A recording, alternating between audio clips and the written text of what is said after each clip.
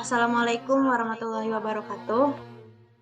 Yang kayak gini. Selamat malam. Waalaikumsalam warahmatullahi wabarakatuh. Selamat malam teman-teman. Alhamdulillahirrabbilalamin.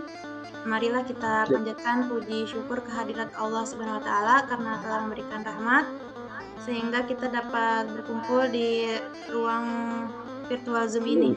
Terima kasih kepada teman-teman yang sudah ikut berkumpul di ruang virtual Zoom ini. Perkenalkan, saya Putri Nuraini. Di sini saya akan bertugas sebagai moderator dalam diskusi materi kelompok 3, yaitu hadis ditinjau dari kualitas sanad dan matan. Dan materi pertama akan dipaparkan oleh sahabat kita, yaitu Muhammad Zainul Fikri. Saya persilakan.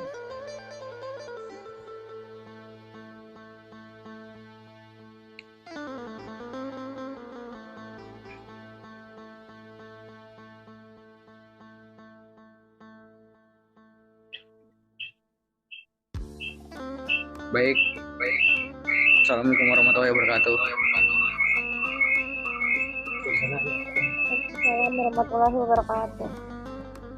Ya, di sini ada pembagian hadis ahad ditinjau dari diterima atau ditolaknya. Ada pun hadis maqbul.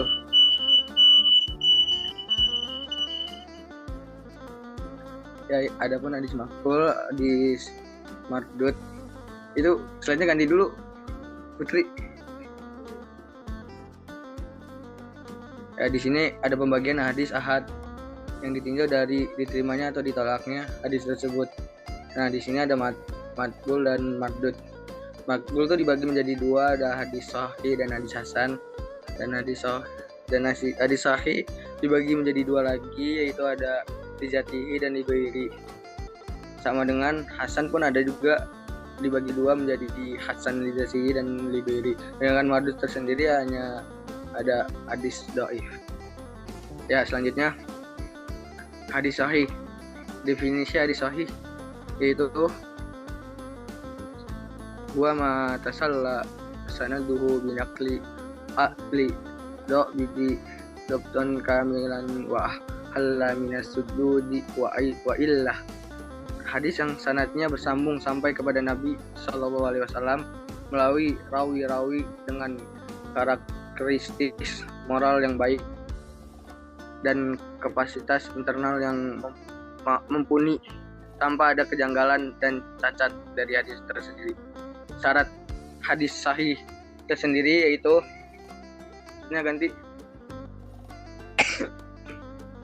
sanadnya mutasil atau bersambung dari perawi terakhir yang membukukan hadis sampai kepada Nabi Shallallahu Alaihi Wasallam sebagai sumber hadis. Dan adapun syarat lainnya, perawinya harus adil, yaitu seorang muslim, dewasa atau balik atau berakal, tidak fasik dan selalu menjaga kehormatan dirinya. Perawinya dobit. Dobit itu perawi adalah orang yang kuat ingatannya, tidak pelupa, tidak dungu, dan tidak sering melakukan kekeliruan. Tidak said, yang berarti periwayatannya orang fiskoh atau orang terpercaya, itu adil dan dobit, bertentangan dengan periwayatan orang yang tidak istiqoh.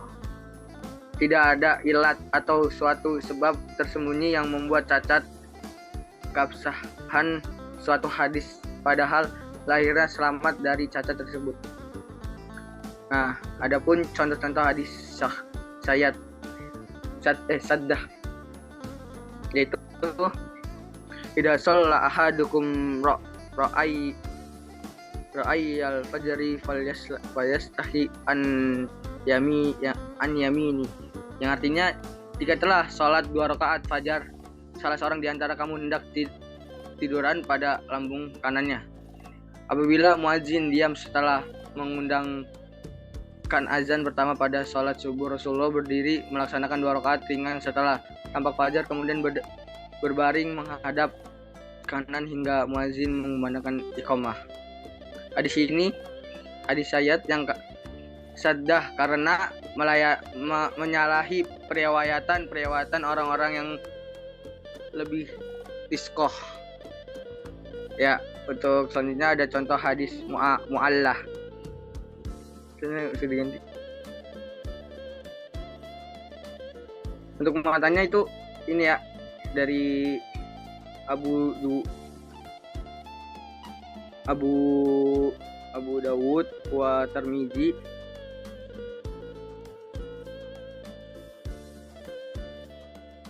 Sabar. Ngelek nih jaringan.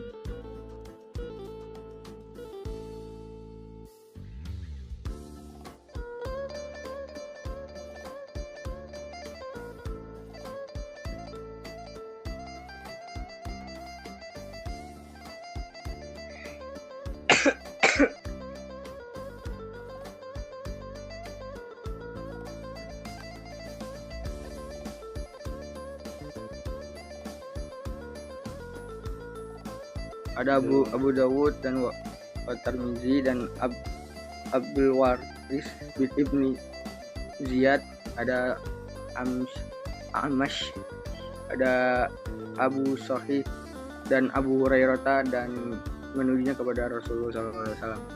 Dan selanjutnya bisa diganti. Untuk contoh hadis mu'allah. Nah, itu Rasulullah ditanya tentang tikus yang jatuh ke dalam minyak samin. Beliau bersabda, buanglah tikus itu dan minyak samin di sekitarnya, lalu makanlah minyak samin. Jadi jika seekor tikus nih jatuh ke dalam minyak samin, mentega, samin itu bisa dibilang mentega ya di sini. Apabila minyak saminnya padat, buanglah tikus itu dan minyak samin di sekitarnya. Dan apabila minyak samin itu cair, maka janganlah kamu mendekatinya. Hadis ini terdapat ilat di sanad dan matanya, karena sanadnya itu dari Amrullah Jahri kepada Sayyid Ibnul Masjid, kepada Abu Hurairah dan kepada Rasulullah SAW. Itu yang diganti garisnya. Dan di sini ada juga gantinya.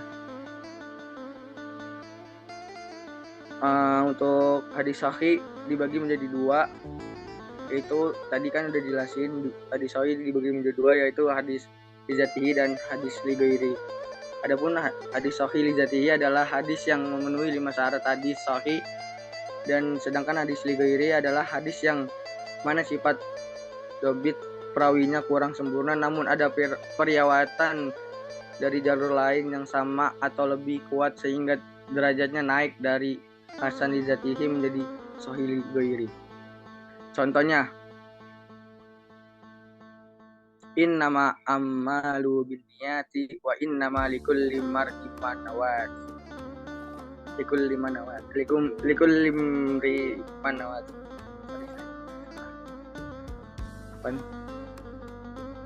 Nah, di sini ada perawinya ya, dari Buhairah kepada Hamad Abdullah bin Hamidi Abdullah bin Jair, terus kepada Safina, kepada Yahya bin Sayyid An-Nasir, terus kepada Muhammad bin Ibrahim Hamim, dan kepada Al-Qamatul bin Maqasa Liyasi, dan kepada Umar bin Khattab, dan kepada Rasulullah. Ya, di sini juga ada contoh sahih li ghairi, yaitu laula anna asuqu ala ummati la amratuhum bisiwaki inda kulli salati. Yang artinya, seandainya aku tidak khawatir memberatkan atas umatku tentang aku perintah mereka bersiwak setiap sholatnya. Nah, di sini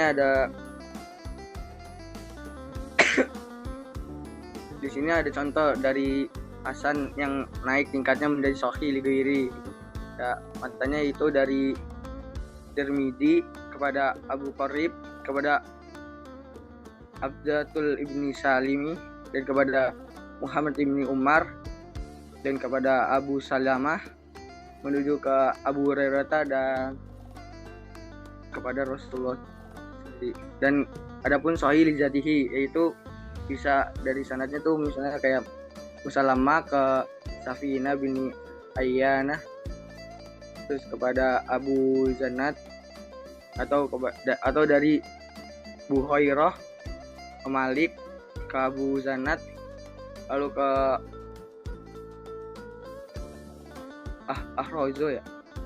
Ahroja, dan kepada Abu Hurairah, dan kembali kepada Rasulullah.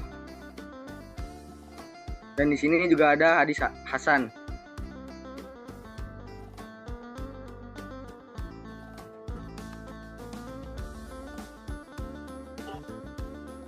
Baik, terima kasih kepada sahabat Zainul Fikri yang sudah memaparkan materinya. Baik, materi selanjutnya akan dilanjutkan oleh sahabat kita, yaitu Putri Andina. Saya persilakan. Baik, terima kasih kepada moderator yang sudah memberikan waktunya kepada saya untuk menjelaskan materi pada malam hari ini. Yaitu saya akan menjelaskan tentang hadis Hasan. Definisi hadis Hasan. Huwa matasala sanaduhu binaqlil adli dobit. Dobeton akhofu min dobeti sahihi wa salima min syuzuzin wa ilatin qadiha. Yang artinya hadis yang sanadnya bersambung atau sampai kepada Nabi SAW melalui rawi-rawi yang adil dan dobit, dengan tingkat kedobitan lebih ringan dari tingkat kedobitan hadis sahih, selamat dari kejanggalan atau syaiz dan cacat atau ilat. Nah, jadi pada hadis Hasan ini dia tuh tingkat kedobitannya lebih ringan daripada tingkat kedobitan yang hadis sahih. Karena yang hadis sahih itu lebih tinggi gitu tingkatan kedobitannya. Karena di hadis Hasan ini ada beberapa perawi yang menyimpang gitu. Jadi ia tuh disebut hadis Hasan. Terus perbedaan antara hadis sahih dan Hasan adalah tingkat kedobitannya perawi dalam hadis sahih sempurna. Nah, jadi seperti yang tadi saya sudah jelaskan, pada hadis Hasan itu tingkat kedobitan dari perawinya itu tidak sempurna gitu, tidak seperti yang hadis sahih. Baik, boleh slide selanjutnya. Nah, selanjutnya ada pembagian hadis Hasan. Nah, yang pertama Hasan Lizati. Hadis Hasan Lizati memenuhi 5 syarat. Yang pertama itu sanadnya bersambung. Nah, jadi pada hadis Hasan tersebut sanadnya harus bersambung. Dan yang kedua, perawinya adil. Dan yang ketiga, perawinya dobit ringan. Dan yang keempat, tidak syaiz. Dan yang kelima, tidak berilat. Dan yang kedua ada Hasan li Ghairi. Ia adalah hadis doif jika diriwayatkan melalui jalan atau sanad lain yang sama atau lebih kuat. Nah, jadi kalau misalnya yang Hasan li Ghairi ini dari hadis doif dan periwayatannya dari sanad yang lain gitu, tapi dia lebih kuat daripada yang Hasan li Zati. Baik, boleh slide selanjutnya. Nah, di sini ada contoh Hasan li Zati. Di sini ada perkataan dari Rasulullah SAW. Ma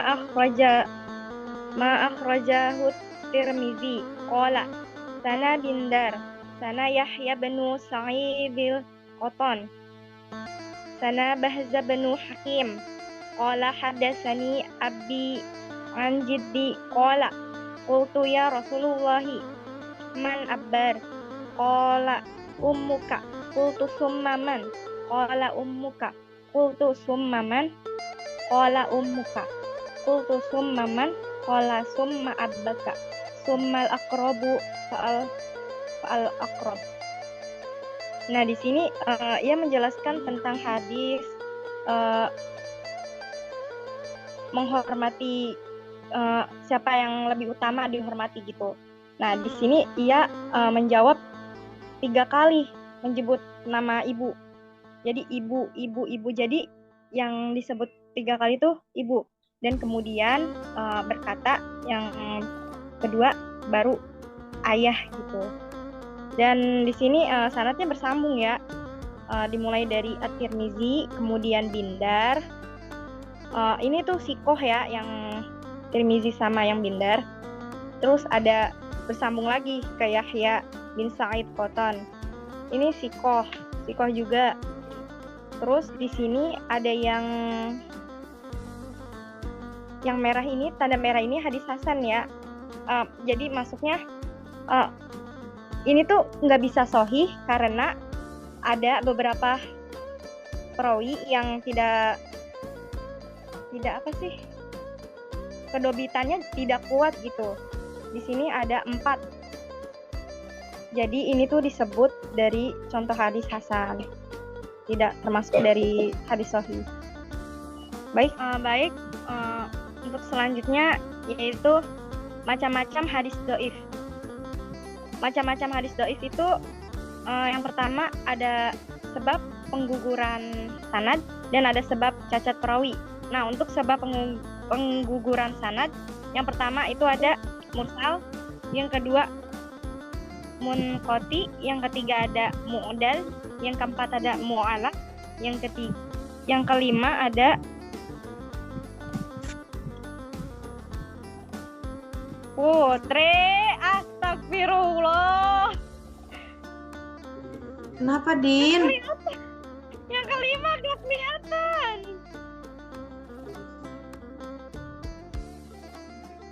Nah, itu. Ngomong aja tuh secara formal, jangan begitu nanti. Astagfirullah. Digeser ke bawah, makanya kalau lagi ngejelasin dengerin Put. Ya orang mau ngomong secara formal aja, tolong ke atasin gitu Ki, jangan ketawa-ketawa. Udah coba ulang lagi dari awal. Udah serius. Ulang. Makanya geser-geser. Laper nih. Lagi dari atas yang merah tuh. Bentar. Sok.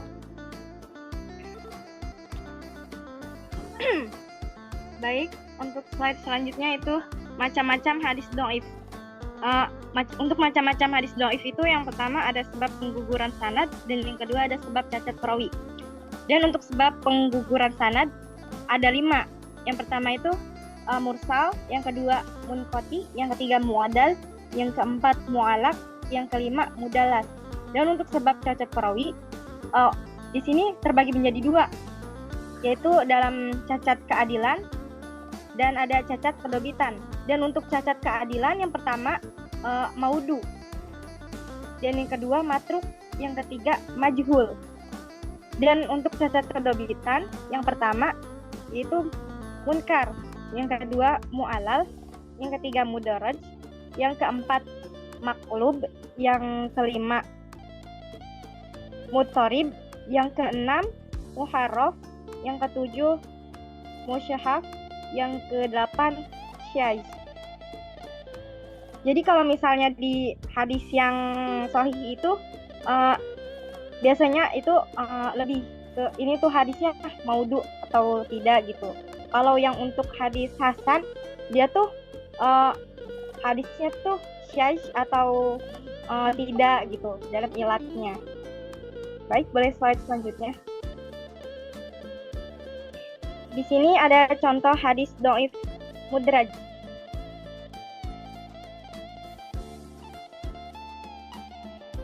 Hadis ini mudraj karena terdapat sisipan perkataan Abu Hurairah pada matanya.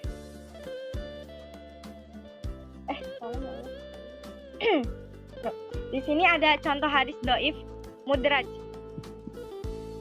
Asbaghul wudu'a wal wailul lil aqabi minan nar.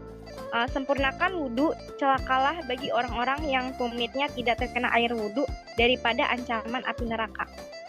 Nah, pada hadis ini mudraj karena terdapat sisipan perkataan Abu Hurairah pada matanya, yaitu kalimat sempurnakan wudhu. Nah, di sini sanadnya bersambung ya. dan ini hadisnya dari Rasulullah Shallallahu Alaihi Wasallam, yaitu tentang sempurnakan wudhu. Jadi kalau misalnya wudhu tuh harus tumitnya terkena air. Nah jadi kalau misalnya yang tumitnya tidak terkena air itu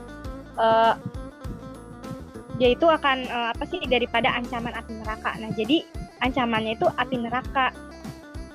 Dan di sini ada Qasim Sallallahu Alaihi Wasallam bersabda, yaitu wailul lil aqabi minan nar.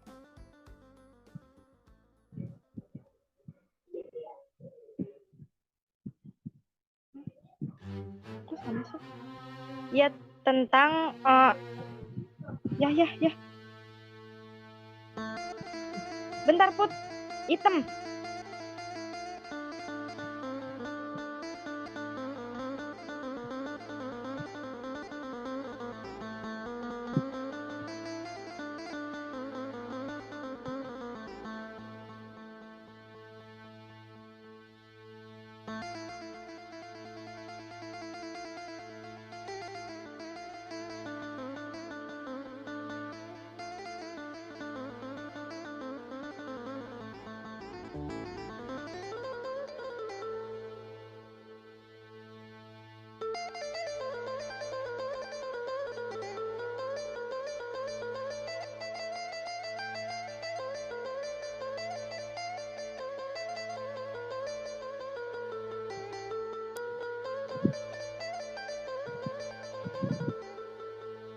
Kedengeran nggak suaranya? Oke.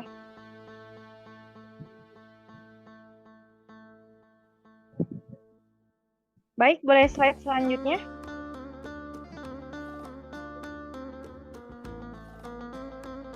Di sini ada contoh hadis dhaif matruk. Alaikum bistina'il ma'rufi fa innahu yamna'u masari'an su'i wa alaikum bisadaqati sirri fa innaha tutfi'u ghadaballahi azza wa jalla. Wajib atas kamu berbuat yang ma'ruf, sesungguhnya ia mencegah kejahatan, dan wajib atas kamu sedekah atau sembunyi-sembunyi, sesungguhnya ia memadamkan kemarahan Allah Azza wa Jalla.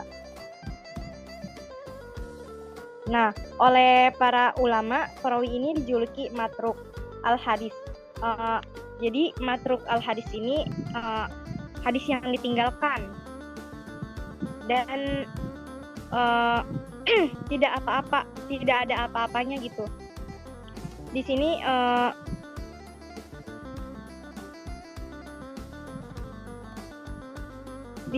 bisa dilihat yang tanda merah ini.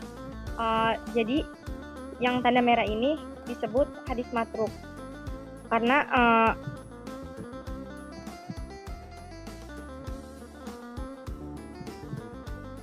hadisnya terputus gitu. Boleh slide selanjutnya?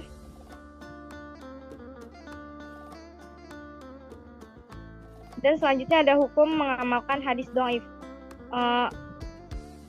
Di sini ada menurut pendapat ya para imam.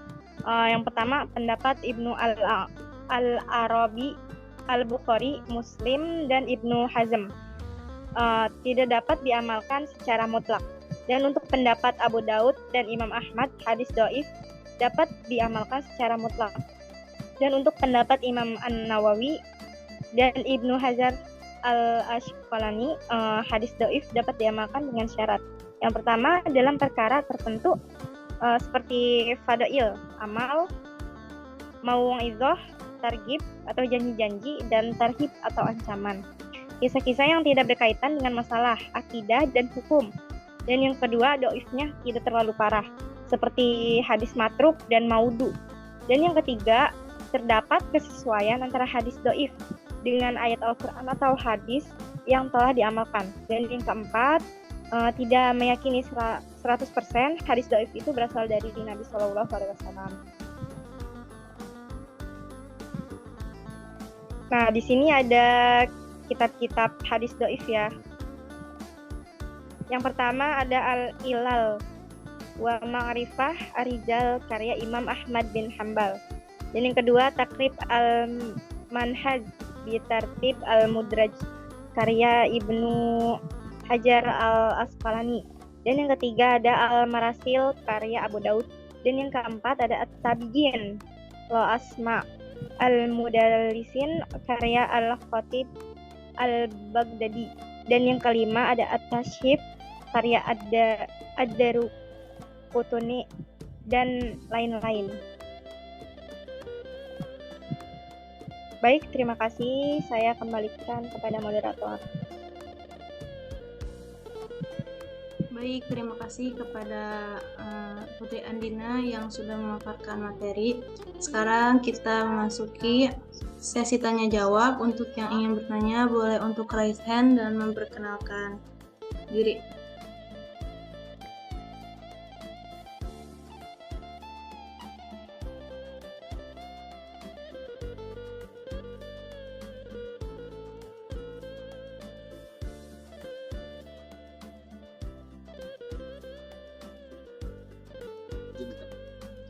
Ya, permisi, saya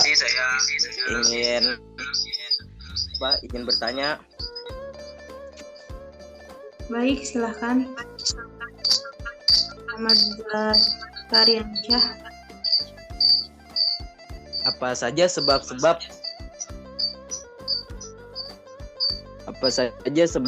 sebuah hadis dikategorikan menjadi dhaif?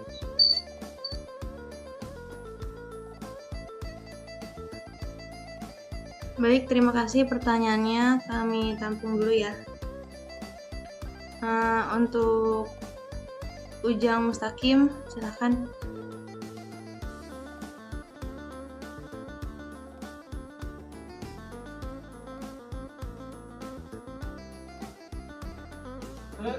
Baik, terima kasih. Saya ingin bertanya, apakah hadis dhaif dapat dijadikan sebagai hukum Islam untuk dapat diterapkan dalam kehidupan sehari-hari? Apakah sudah jelas, moderator? Siap. Oke, terima kasih. Saya kembalikan kepada moderator. Oke, makasih Ujang. Baik, pertanyaan ditampung dulu ya.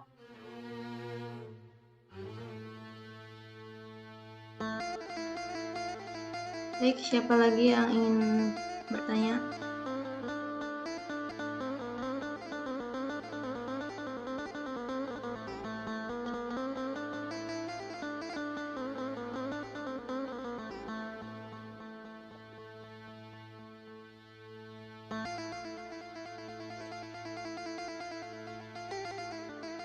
Baik, kalau tidak ada pertanyaan akan dijawab oleh presentator kedua kita yaitu Putri Andina.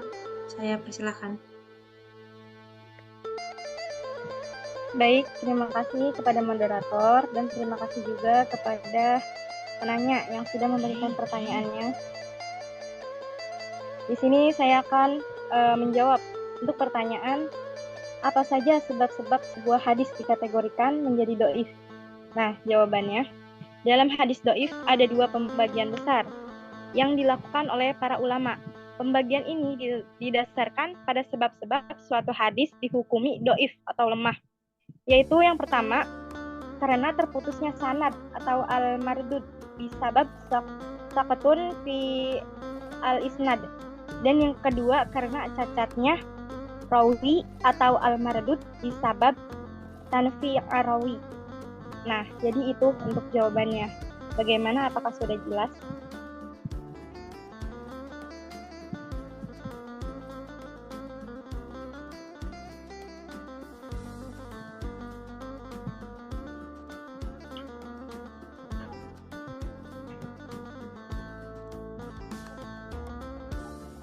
Baik, Kak, silakan dilanjut saja untuk pertanyaan yang kedua. Jawabannya. Baik, untuk pertanyaan yang kedua yaitu apakah hadis dhaif dapat dijadikan sebagai hukum Islam untuk dapat diterapkan dalam kehidupan sehari-hari? Nah, jawabannya hadis dhaif tidak dapat dijadikan sebagai sumber hukum dan fadail al-amal menurut jumhur. ulama. Ulama boleh menurut ulama tersebut boleh dipergunakan dalam beramal, baik dalam persoalan hukum maupun qadail al-amal, menurut Imam Ahmad dan Abu Daud. Bagaimana? Apakah sudah jelas, saudara Ujang? Sudah jelas, terima kasih moderator. Sudah jelas, terima kasih. Iya, sama-sama. Baik, karena dirasa diskusi kita sudah cukup, maka izinkan saya sebagai moderator untuk menutup presentasi kelompok 3 ini. Dan terima kasih banyak kepada teman-teman yang sudah ikut bergabung. Saya akhiri. Assalamualaikum warahmatullahi wabarakatuh. Waalaikumsalam warahmatullahi wabarakatuh.